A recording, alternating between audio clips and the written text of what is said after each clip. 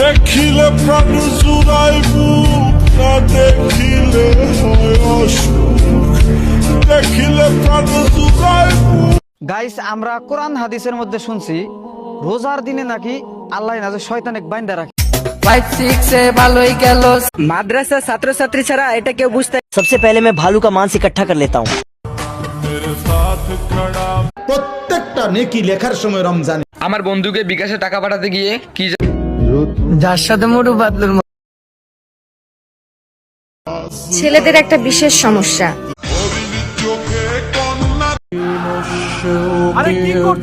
গল্পটা শোনার আগে অবশ্যই মুখে টাওয়াল। এই বউ তোমার পোলা লইয়ে এসি।